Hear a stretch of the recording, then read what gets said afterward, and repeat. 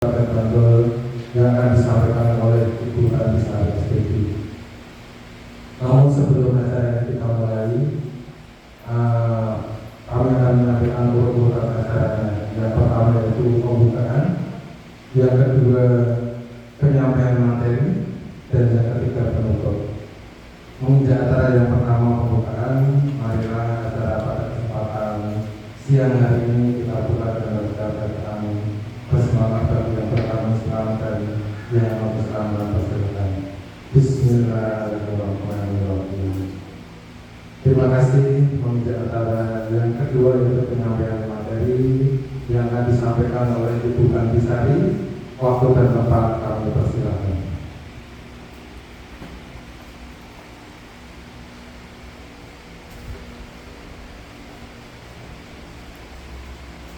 Bismillahirrahmanirrahim. Assalamualaikum warahmatullahi wabarakatuh. Selamat siang Bapak Ibu semua.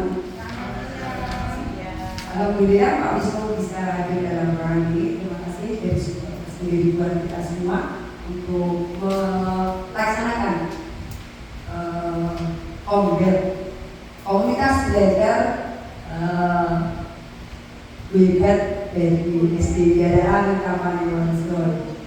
Kegiatan hari ini saya laksanakan dalam rangka pengibasan materi KMM tema budaya positif yang kami dapatkan ketika saya mengikuti diklat di SMA 2 Kabupaten Bandung.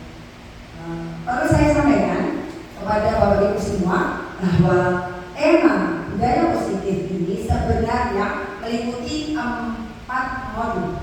Dari 4 modul itu, modul 1, modul 2 sudah kita bicarakan dalam modul sebelumnya bersama Bapak Ibu yang lain. Kemudian saya mengambil kepada modul yang ketiga.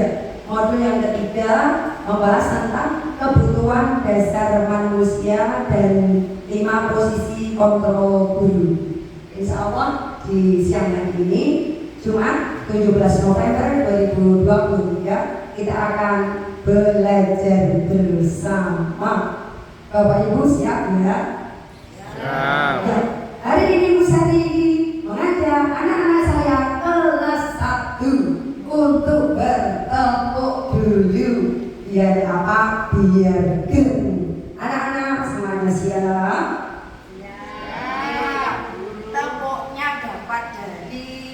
Waktu kita mau pulang diajak sama anak-anak.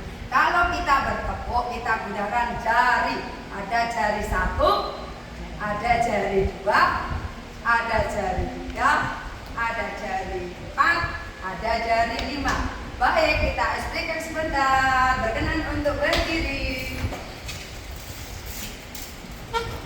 Tadi juga dapat masukan dari Bu Masih. Lagunya nanti menjadi begini. Tepuk jari 1, tepuk jari 2, tepuk jari 3, tepuk jari 4, tepuk jari 5, berbunyi semua. Bapak Ibu guru, gombel segera mulai. Bagaimana? Siap? Siap. Kok jatuhnya jadi mulai ya? Mulai segera. Ya. Mulai segera ya. Ya. 3, 2, 1. Tepuk jari 1 yang semangat. Jari 2. Tepuk jari 3. Tepuk jari 4. Tepuk jari 5. Berbunyi semua. Bapak Ibu guru, gombel mulai segera.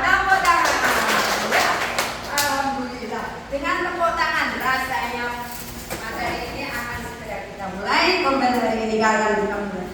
Baik Bapak Ibu, tema utama kita itu adalah tentang budaya positif. Ya, tentang budaya positif. Nah, dalam pengimbasan siang hari ini kita akan mempunyai satu tujuan. Apa tujuannya? Adalah mempelajari materi ini tujuan pembelajaran khususnya adalah satu, peserta dapat menjelaskan kebutuhan dasar yang menjadi motif dari tindakan manusia, baik murid maupun guru. Jadi targetnya murid paham, guru paham. Yang kedua, peserta dapat menganalisis dapat tidak terpenuhinya kebutuhan dasar terhadap pelanggaran peraturan dan tindakan yang tidak sesuai dengan nilai kebajikan. Yang ketiga, peserta dapat mengidentifikasi peran dan sekolah guru dalam upaya menciptakan lingkungan belajar dan pemenuhan kebutuhan anak yang beragam.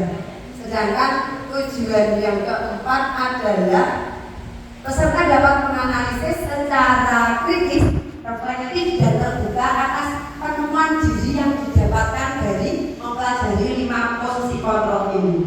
Menurut saya ini adalah materi yang penting karena di dalamnya ada beberapa paradigma yang secara nyata saya sebagai pribadi guru itu kok juga kena gitu. Baik, dari 4 tujuan semoga ini menjadikan arah buat kita untuk mempelajari materi ini. Ya, kita lanjut. Ya, teman-teman, ketika materi ini kita bicarakan, kita itu mengambil materi kebutuhan dasar dan 5 posisi kontrol guru yang diambilkan dari seorang psikolog dari Amerika. Jadi ini berdasarkan penelitian dari William Glasser, murni orang Amerika yang memiliki memiliki pandangan tentang kebutuhan dasar dengan pemahaman itu. Dari pemahaman ini nanti akan dikelompokkan menjadi 2. Satu tentang kebutuhan dasar manusia, yang kedua tentang teori posisi kontrol sebagai masukan yang diusulkan beliau Dr. Glasser tadi dalam rangka menjadi pedoman yang baik sebagai acuan pendidikan dan dimasukkan ke sini karena yakin diambil oleh platform Merdeka Mengajar untuk pendidikan di Indonesia. Maka berdasarkan penelitian beliau dibukukan bahwa kebutuhan dasar manusia itu ada 5 itu apa saja? 1. Bertahan hidup. 2. Rasa kasih sayang dan rasa diterima. 3. Penguasaan.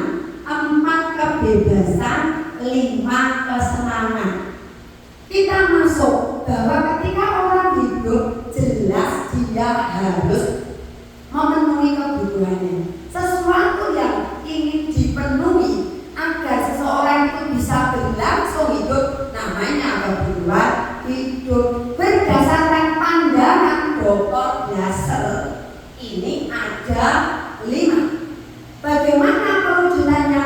Ya, ini namanya kebutuhan dasar. Seseorang melakukan kegiatan yang didorong oleh sebuah motivasi, di mana motivasi itu nanti akan mendorong seseorang untuk melakukan perbuatan dan hasil dari apa yang ia lakukan itu nantinya akan terperoleh yang namanya kebutuhan dasar. Satu pertanyaan yang patut saya sampaikan karena ini forumnya diskusi. Baiklah, ketika orang tujuannya agar dia bisa bertahan hidup, kira-kira motifnya didorong oleh apa sehingga dia itu melakukan perbuatan. Contoh, siang hari ini kalau perutnya sudah diisi mesti neurabung. Tapi kalau perutnya diisi air bunyinya bumbu. Air masuk ke dalam tubuh dibilanglah harus ada harga. Ketika seseorang itu tidak terpenuhi rasa harusnya dibayarkan dengan dahaga yang tadi, maka dia akan kesulitan, kekurangan air, dehidrasi, dia akan berbahaya bagi kehidupan. Juga kebutuhan bertahan hidup adalah terpenuhinya segala kebutuhan untuk makan. Maka seseorang itu melakukan aktivitas makan didorong oleh suatu kebutuhan agar apa? Dia bisa bertahan hidup. Demikian juga bertahan hidup itu bisa dilakukan ketika dia dalam posisi dalam ancaman seseorang secara keselamatan di jalan. Nah, itu termasuk mempertahankan diri. Yang kedua, rasa kasih sayang dan rasa diterima. Dorongan ini atau motif ini biasa terwujud dalam sebuah kehidupan bersama ketika kita itu saling berhubungan, entah dalam keluarganya, entah dalam kehidupan sekolah. Kalau kita lihat ya, pada kehidupan sekolah ada pertemanan antara bapak ibu guru, ada hubungan struktural antara guru dengan kepala sekolah, antara anak-anak dengan temannya. Maka ketika mereka itu berhubungan akan didapati dan diperoleh rasa sayang. Senangnya disayangi teman kerja, senangnya saya diterima dalam lingkungan kerja yang membuat saya menjadi lebih bersemangat walaupun harus terseok-seok berjalan, tapi rasanya saya tetap ada rasa senang.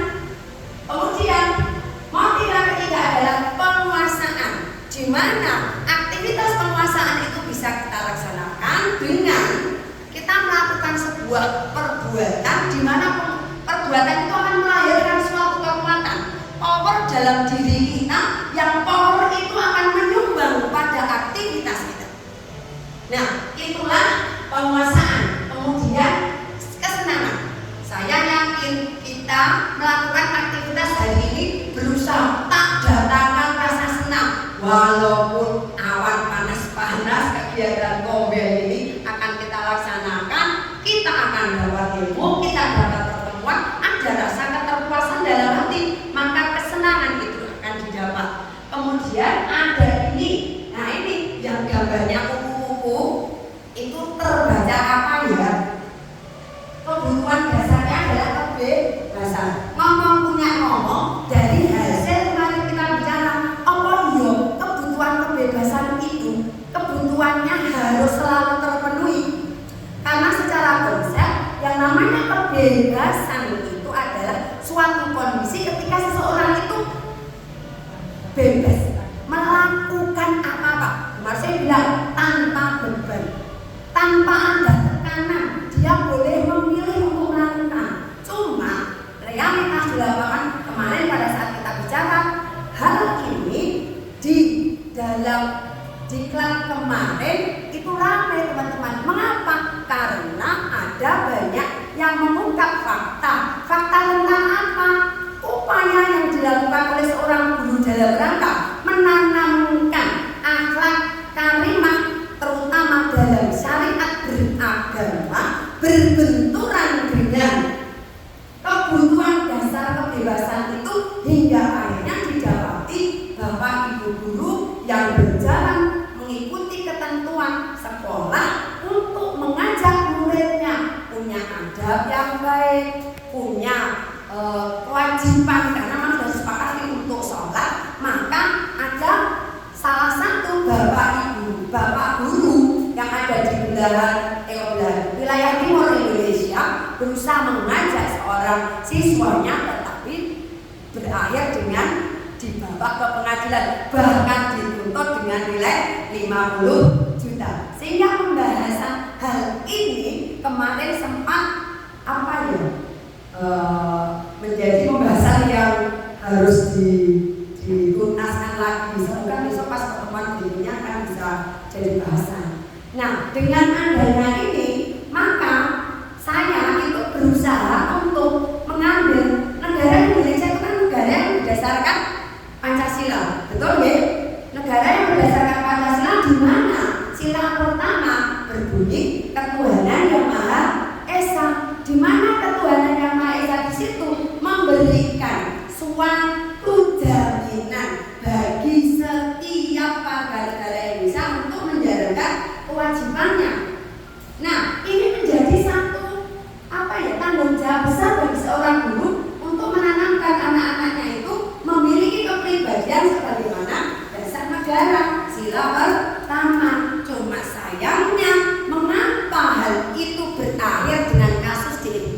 di Indonesia Timur yang macam kayak gitu, ini kan satu hal yang memprihatinkan. Maka dari itu saya mencoba untuk memberikan sebuah pandangan yang lain pada slide berikutnya terkait dengan kebutuhan dasar. Tapi bisa dikatakan platform Merdeka Mengajar saat ini mengambil dasar acuan dalam pembahasan kebutuhan dasar menggunakan prinsip barat yang dihasilkan oleh Dr. William Glasser.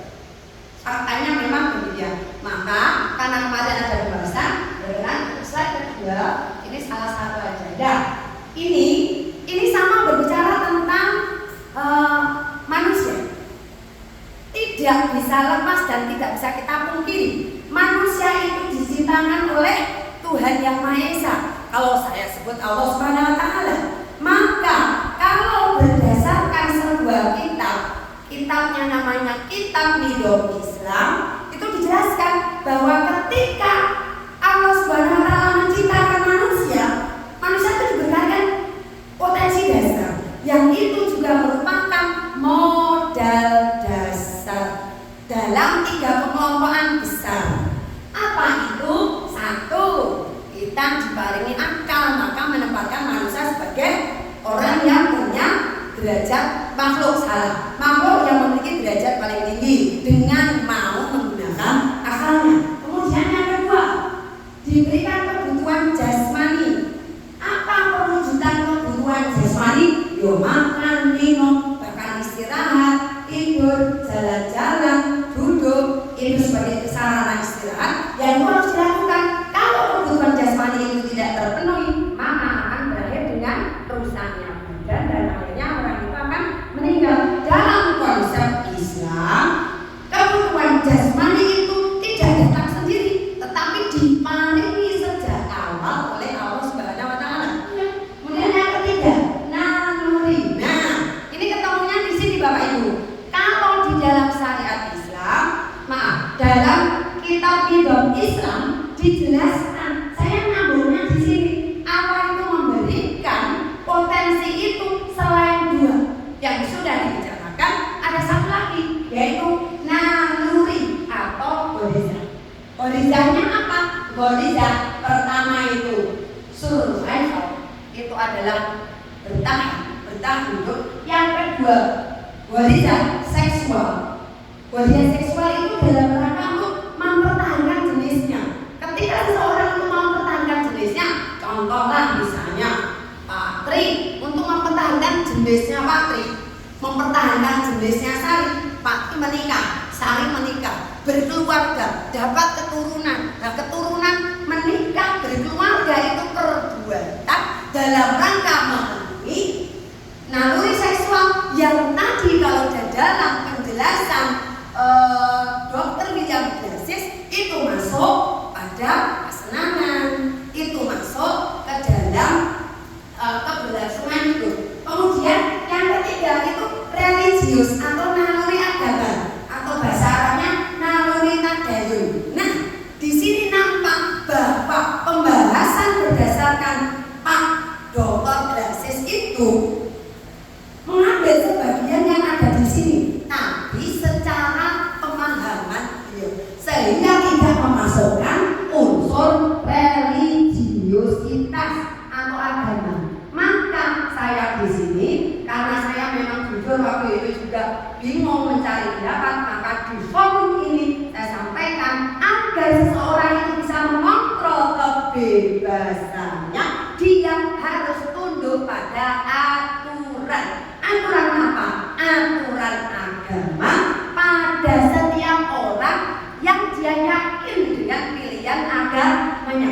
Itulah yang harusnya jadi kontrol bagi setiap manusia untuk tidak memperturutkan kebebasan yang kebablasan.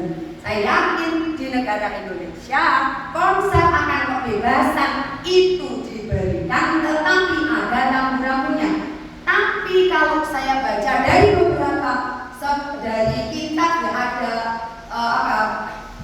prinsip-prinsip berpikir, prinsip-prinsip pemikiran barat, ternyata kalau konsep barat itu yang namanya kebebasan itu benar-benar bebas mutlak. Tidak ada yang menghalang-halangi. Yang menghalang-halangi hanyalah ketika kebebasan orang lain itu. Sehingga kalau orang barat mengatakan orang beragama yang biasa. Aku harap nanggung lambi, aku harap udok, yang biasa. Karena itu menurut mereka kebebasan. Baik, maka ini saya sampaikan dalam forum ini agar menjadi satu satu pilihan lain bahwa sebenarnya dalam dunia pendidikan banyak pemahaman-pemahaman yang harus kita ambil, tidak menafikan dari hasil yang sudah tertulis dan disepakati oleh EMM. Ya, ini adalah tentang potensi hidup manusia atau yang di atas tadi nyambungnya 5 kebutuhan dasar. Ya, kita lanjut. Nah, untuk slide berikutnya kita itu akan bahas tentang apa? Tentang 5 posisi kontrol. Apa itu teman-teman? Nah, tadi disampaikan Pak Dr. William Glasses itu memberikan sebuah pemahaman tentang 1 kebutuhan hidup manusia, yang kedua adalah sebuah teori untuk apa? Menempatkan posisi kita sebagai apa?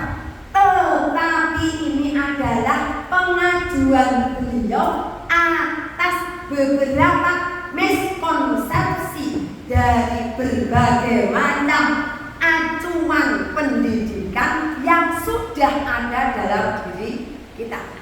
Ya, apa saja? Ya, sebentar. Ini biar nyambung. Nah, bisa ini sampaikan bahwa teori kontrol yang diambil dan disampaikan oleh Dr. William Glasses itu menyikapi adanya miskonsep yang ada dalam acuan kita. Apa miskonsepnya? 1, guru itu bisa mengontrol murid. Ini termasuk salah satu miskonsep yang diangkat oleh William Glasses, bahwa itu sebenarnya tidak benar. Kontrol pada diri seseorang, ya, maka yang menyatakan bahwa yang mutlak mengontrol diri seseorang itu ya dirinya sendiri. Level kita sebagai seorang guru, ketika kita berhadapan dengan murid, benar enggak kita bisa mengontrol setiap apa yang harus dilakukan murid? Oleh Dr. Glasses mengatakan tidak bisa. Kalaulah anak-anak itu melakukan suatu kegiatan dan kita kita menilai bahwa sesuatu itu tidak dalam tanda baik dan kita berikan pemahaman pada anak, dan anak itu menurut, saat itu dia ada dalam kontrolnya guru. Tapi dampak daripada kontrol ini, anak-anak itu tidak akan bisa cepat dewasa.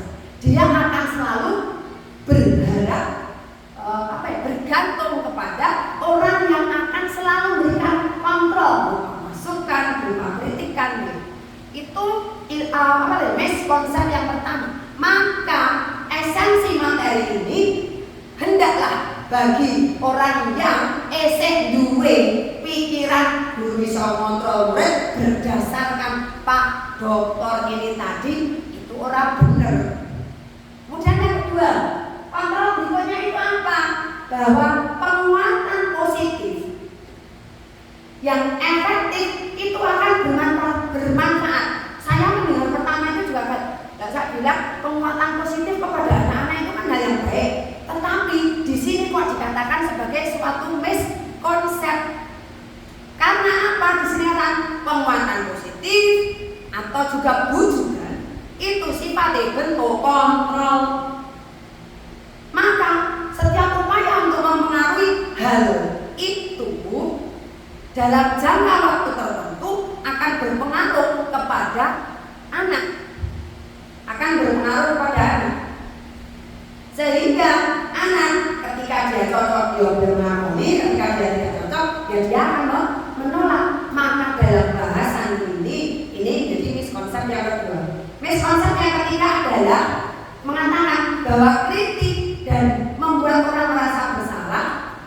adalah dapat menguatkan karakter.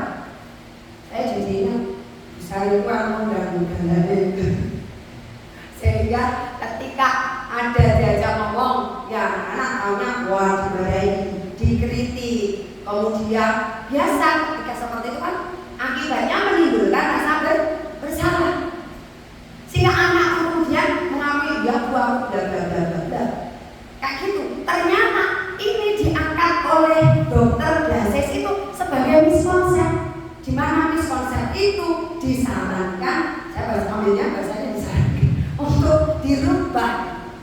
Kemudian yang ketiga, ada sebuah paradigma bahwa orang dewasa itu memiliki hak untuk mengatur-ngatur, bahkan cenderung memaksa. Maka kalau dalam dunia pendidikan, yang dewasa yang sekolah ini sopo? Bapak Ibu guru, teman-teman yang lebih dewasa, kakak kelas, kakak tingkat, seolah-olah di situ ada mereka yang dewasa tuh duwe hak untuk memaksa. Dan ini miskonsep yang keempat. Dokter Blases menyimpulkan ketika kita menjadi seorang guru, hendaklah 4 miskonsep itu berubah.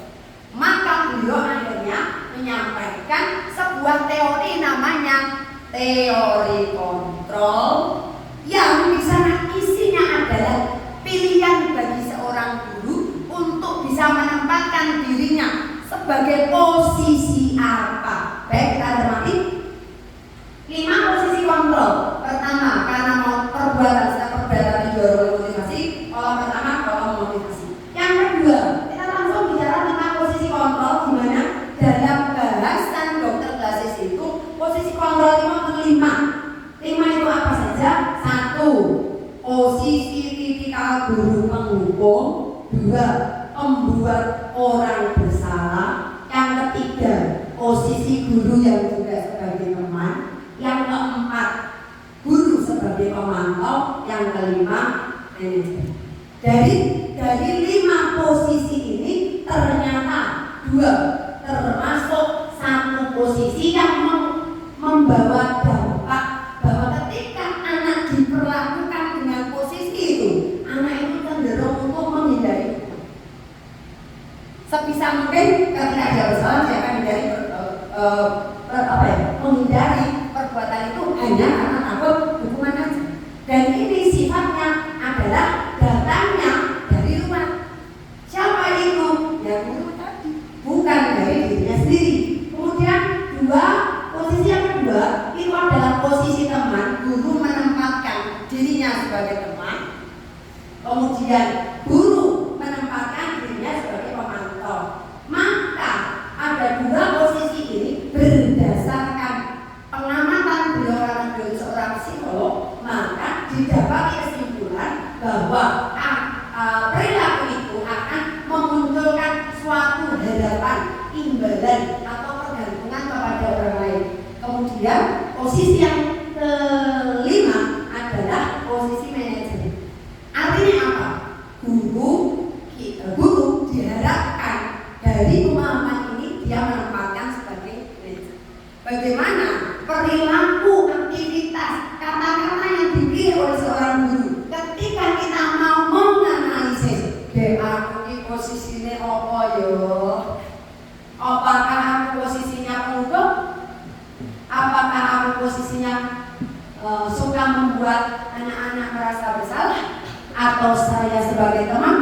Atau saya sebagai pemantau? Ataukah saya sebagai manajer?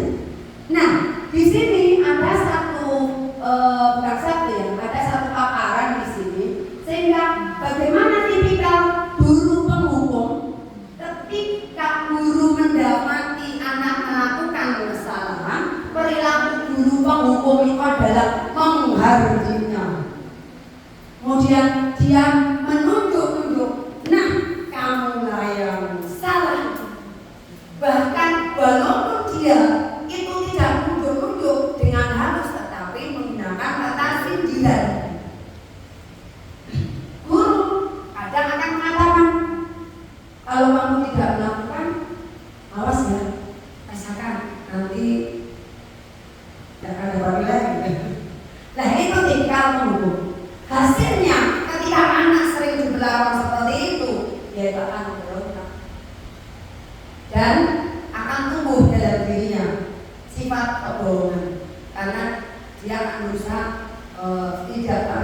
lepas dari hukuman dengan cara dibuang tadi.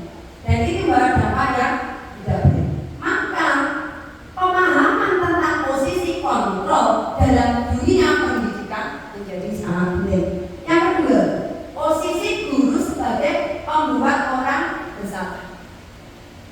Ketika didapati sebuah pelanggaran dan sebuah peraturan, maka biasanya guru dengan posisinya akan mengatakan dengan panjang lebar bercerita mengurai banyak kejadian. Kemudian setelah kamu bilang ini ternyata ini berarti seharusnya kan kamu seperti apa? Tidak melakukan hal itu. Kemudian bahkan mengatakan aku ambil sedih, aku kecewa ini. Udah diandani macam-macam kok bulan-bulan sedih, nanti aku dulu sedih. Nah itu ternyata berdasarkan pemahaman ini masuknya dalam membuat guru itu dalam posisi membuat anak-anak itu bersalah. Dan ketika anak-anak melakukan itu berdasarkan penelitian beliau, kecenderungan anak itu malah orang berjujur, dia menyembunyikan sesuatu, dia kemudian menyangka juga bisa berbohong seperti yang diketahui. Nah, masuk maka dua tipikal ini bahwa dampak anak itu hanya sekedar menghindari hukuman saja. Dia berubah hanya sekedar menghindari hukuman. Baik, dan yang kolom berikutnya, kolom tentang posisi guru sebagai TEMAN dibaca apa? Wah, anak saya teman-teman Bu Ika, anak saya Bu Ika. Tepuk tangan buat Ika. Ya, iya, sebagai teman didapati anak itu sama punya Linda kayak konco seperti temannya. Kita bisa melihat ketika saya sudah di kelas 1, saya bisa merasakan ada beberapa anak yang memang dalam posisi ya seperti itu.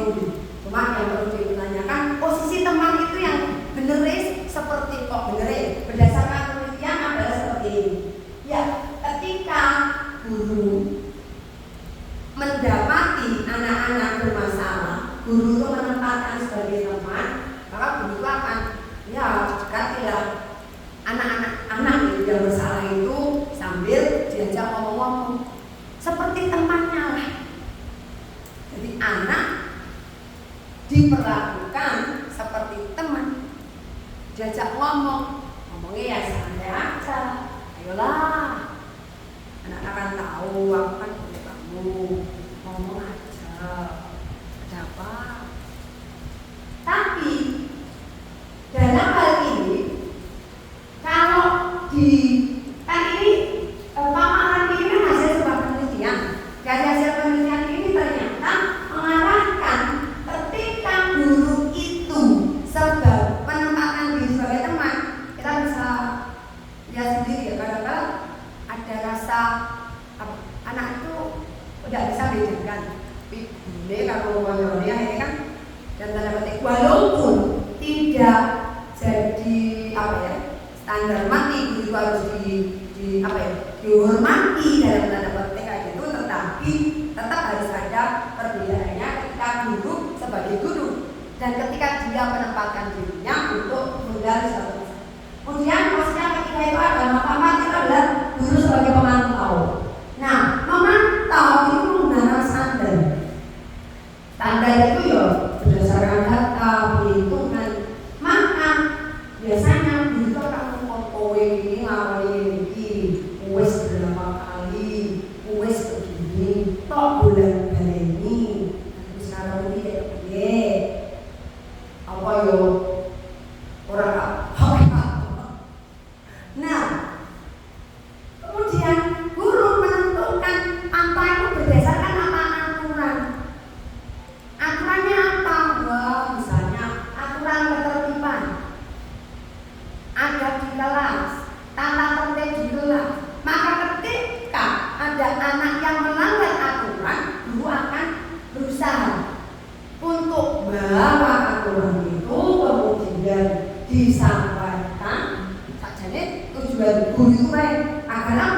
anak-anak sadar, bisa menyesuaikan diri dengan aturan dan tidak melanggar aturan. Nah, maka dalam hal ini pada saat guru melaksanakan posisinya sebagai pemantau, guru sering akan memberikan satu pantauan hasil pantauan. Muridnya apa ya akan diberikan hadiah, diberikan tiket. Kemudian kalau yang salah biasanya dihukum. Tapi kemarin ada guru yang dari mana? Dari Kasihan ya. Usianya sama dengan saya, mengatakan muridnya benar itu untuk membuat mereka tuh tambah bersemangat. Ternyata ribetnya itu tidak cukup dikasih bintang. Ada beri nomor bintang baik. Ternyata juga sudah dikasih makanan oleh beliau. Ternyata itu juga tidak cukup gitu. Akhirnya beliau membaca caranya itu siapa yang bisa meraih grade tertentu dikasih voucher. Vouchernya voucher jajan. Dan itu oleh beliau dinilai ternyata ini sangat, anak-anak itu sangat antusias.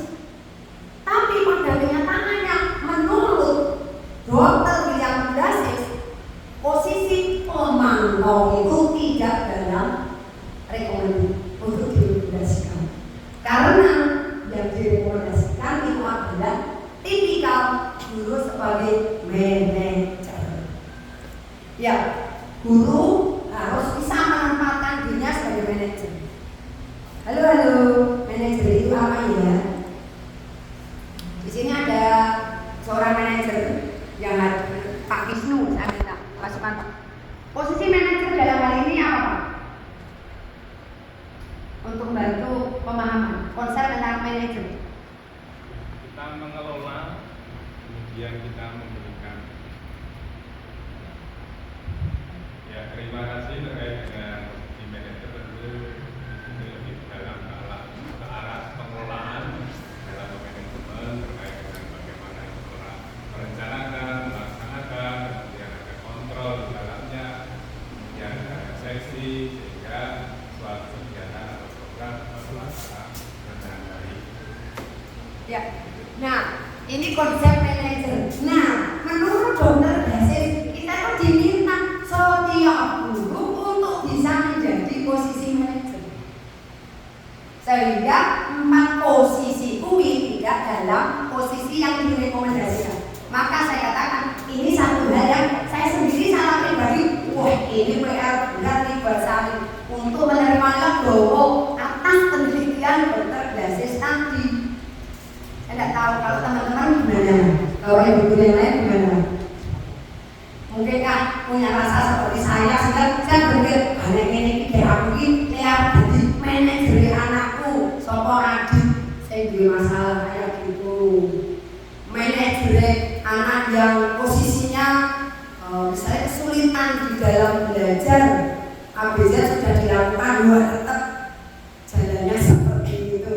Itu kan jadi PR dan itu menjadi satu hal yang utama. Ya, insya Allah pemahaman ini akan kita baik untuk kita bicarakan, diolah-alik, tidak diterima mentah-mentah, tapi nanti membuka peluang untuk pembahasan diskusi bersama. Ya, terima kasih Bu Nilai. Kemudian kita akan masuk ke slide berikutnya.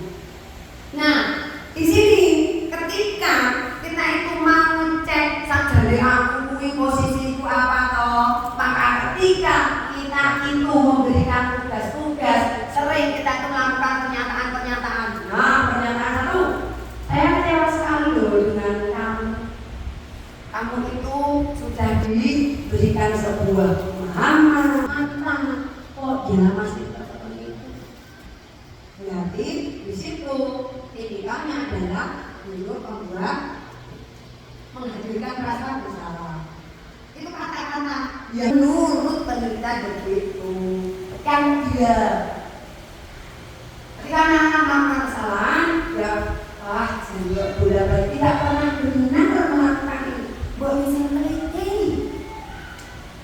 buat tidak seperti itu, kasih kok contoh yang baik. Kalau kamu melakukan seperti itu, kamu tanggung ya akibatnya. Nah, itu ternyata kata-kata yang biasa dikeluarkan oleh guru. Posisi penghukum. Nah, ini yang sering kita juga lihat dari teman-teman memperlakukan anak sebagai memposisikan diri sebagai teman, mulai senyum-senyum, ya punya habis, ya akhirnya didapati seperti itu ya. Dan ada beberapa selanjutnya. Nah, maka dalam posisi kontrol itu hendaklah setiap guru untuk belajar dari masalah ini, dia akan berusaha untuk koreksi. Nah, lintasan aja di sini nanti akan ada video yang bisa kita lihat setelah ini kegiatan. Mungkin nanti akan menguatkan posisi kontrol guru yang lain. Nah, ini adalah video 5 posisi kontrol yang di sana itu ada peran dari seorang murid dan seorang guru ketika dia posisi guru yang posisi kontrol guru yang bagus. Ya, selamat menikmati. Semoga dengan pemahaman ini nanti diputarnya ini membuat kantor jadi lebih paham. Ya. Adalah proses perjalanan seorang pendidik agar dapat mengenali dirinya. Pada video kali ini, kita akan membahas tentang 5 posisi kontrol yang dikembangkan oleh Diane Gossett dan contoh penerapannya. Ya, kita lihat posisi yang pertama. Nih, 5 posisi kontrol itu adalah 1. Posisi penghukum, 2. Posisi pembuat rasa bersalah, 3. Posisi teman, 4. Posisi pemantau atau monitor, dan 5. Posisi manajer. Untuk lebih memahami kelima posisi tersebut, mari kita saksikan kasus nah Nada ini ada kasus yang diambil dari sini. dan melihat bagaimana kelima posisi kontrol dalam menghadapi masalah tersebut. Nah, ini posisi penghukum. Kita lihat, waduh.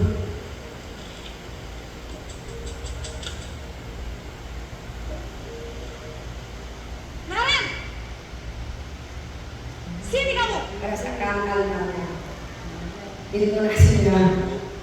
Selalu terlambat. Kamu deh, pasti terlambat. Pak Bu, saya Apa? Apa coba? Alasan kamu apa lagi? Kapan sih kamu tidak terlambat? Malas sekali ya kamu jadi anak. saya Dasar pemalas. Gak kapok-kapok sih kamu. Sudah berapa kali terlambat? Sana, kamu keliling lapangan basket 2 kali. kenapa saya harus keliling lapangan basket, Bu? Kenapa? Kamu mau lawan ibu? Berani-beraninya jawab. Sudah terlambat, masih berani jawab pula. Sekarang, keliling lapangan basket 5 kali sekalian. Biar kapok. Ya. Cepat. Pergi sana. Ini salah satu contoh dari video ini. Ini menjadi satu yang saya dapat dari ini siang ini, sore hari ini. Kemudian kita berharap dari apa materi yang kita bicarakan, kita sambil mengintrospeksi diri bahwa ternyata ada 5 posisi itu, dan itu harus kita sadari betul-betul menuju kemana. Padahal di dalam pembahasan ini kita disarankan untuk dalam posisi sebagai manajer. Kita dikasih contoh manajerial publish oleh sekolah. Ternyata dari materi ini kita juga harus menjadi seorang manajer. Buat siapa? Buat anak-anak kita.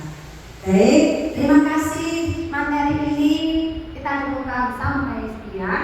Nanti kita akan lanjut diskusi bareng. Saya akan kirimkan bahan refleksi pada teman-teman melewati yang berbicara. Ya, terima kasih. Banyak sarannya dari saya. Semoga bermanfaat. Mohon dimaafkan. Assalamualaikum warahmatullahi wabarakatuh.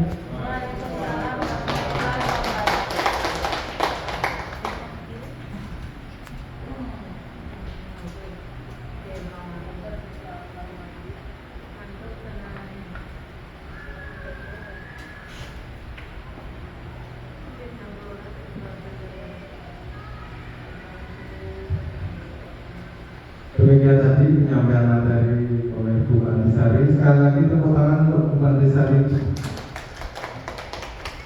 Untuk sesi berikutnya, apakah masih ada tanya jawab? Cukup ya. Mungkin Bapak dulu itu sudah jelas semuanya. Oh ya. Ya Allah. Ya, terima kasih. Tanggapan dari Bu Eni ini materinya Pak Andisari. Mungkin demikian acara pada kesempatan siang hari ini. Insya Allah acara ini sangat bermanfaat bagi kita semuanya. Sekali lagi, marilah acara pada kesempatan hari ini, jika tidak sesuai